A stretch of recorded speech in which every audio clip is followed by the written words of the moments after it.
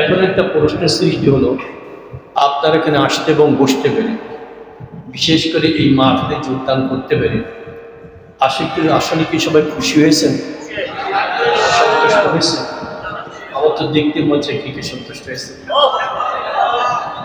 তাহলে মনে করা যে খুশি আবার শুকরিয়া দেবেন। শুকর আদায় করে আল্লাহ পাকের নির্দেশ, আর শুকর আদায় করা মুমিনের সিফাত, বৈশিষ্ট্য। আমরা মুমিন, আমরা শুকর আদায় করে থাকি, কথা ঠিক না? দেখে শুকর আদায়কে আল্লাহ পাক কত পছন্দ করেন। অনেক যুগ আগে হযরত দাউদ আলাইহিস সালাম এবং তার ছেলেকে সুলাইমান আলাইহিস সালাম, তারা এক পর্যায়ে নিজেদের কথা ভাবলেন, আল্লাহ পাক তাদেরকে কি দান করেছে। তারা দেখেন অনেকে যেটা পায় নাই, আমরা সেটা পেয়েছি। অন্যান্য নবীগণ শুধু নবুয়ত পেয়েছেন, আর আল্লাহ পাক আমাদেরকে বিশেষ পরীক্ষা দান করেছে। পশু পক্ষী অনুগত হয়ে গেছে, শুনেছেন না আপনারা? এখন পিতা পুত্র খুশি হয়ে শুকর আদায় করতে গিয়ে এমন একটা কথা জবান থেকে বের করেছে, আল্লাহ পাকের পছন্দ হয়ে গেছে। এত পছন্দ হয়ে গেছে, কোরআনে পাকে হুবহু কথাটা আল্লাহ পাক করেছে। আমি যে আয়াত আপনাদের শুনেছি সেটা কি? বিসমিল্লাহির রহমানির রহিম। وقال الحمد لله الذي فضلنا على كثير من عباده المؤمنين। আল্লাহ পাক পছন্দ করে বলেছেন। কি বলেছিলেন? তারা বলেছিলেন অনেক অনেক মুমিনের মধ্যে বাছাই করে আল্লাহ পাক আমাদেরকে বিশেষ নিয়ামত দান করেছেন। আর বাপ বেটা দুইজনে বলে আলহামদুলিল্লাহ। কি বলেছেন তারা? কি জন্য? বিশেষ নিয়ামত প্রদান করেছেন।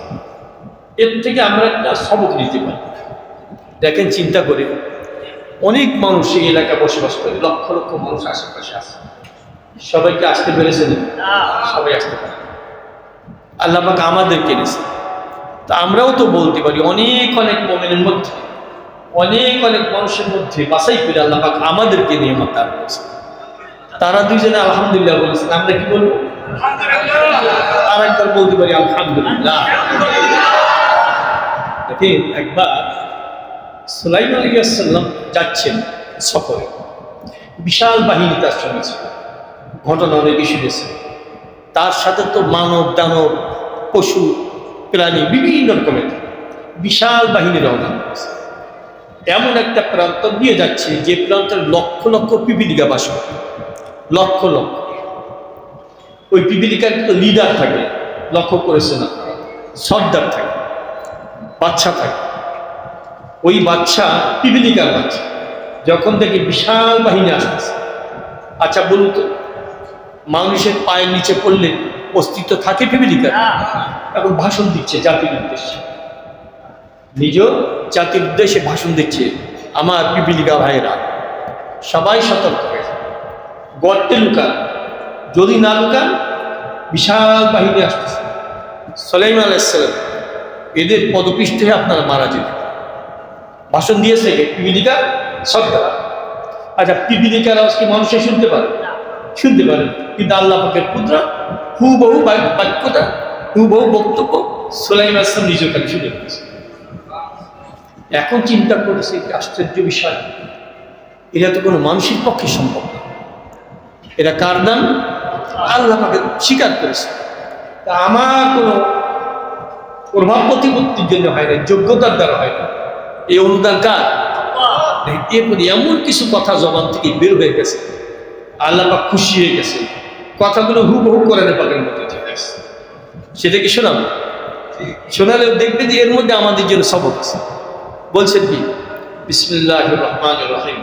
রব্বি আউজি'নি আন আশকুরা নি'মাতাকা আল্লাতী আন'আমতা আলাইয়া ওয়া আলা ওয়ালিদাইয়া ওয়া আন আ'মালা সালিহান তারদাহু ওয়াদখিলনি বিরহমাতিকা ফি ইবাদিকাস সালিহিন।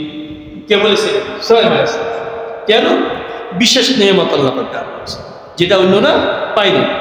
এখন দোয়া করতেছে, রব্বি আউজি'নি, আল্লাহ আমাকে আপনি তৌফিক দেন, আন আশকুরা, নিয়ামতের শুকর যেন আদায় করতে পারি।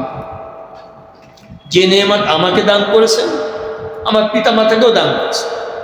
আর কি? ওয়া আন আ'মালা সালিহান তারদাহু, এমন আমলের তৌফিক আপনি দেন যে আমল করলে আপনি খুশি হয়ে যান। দুইটা হলো, এক হলো কি আমাকে নেয়ামতের শুকর আদায়ের তৌফিক দেন, দুই নম্বর কি এমন আমলের তৌফিক দেন যে আমলে আপনি খুশি হয়ে যান। এরপর আরো আছে ওয়াদখিলনি বিরহমাতিকা ফি ইবাদিকাস সালিহিন, আপনার করুণায় আপনার দয়ায় আপনার নেককার বান্দাদের অন্তর্ভুক্ত করে। দোয়া কয়টা হলো? তিনটা না? এক বাক্যে তিনটা দোয়া। একটা হলো আপনি তৌফিক দেন আমি যেন শুকর আদায় করতে।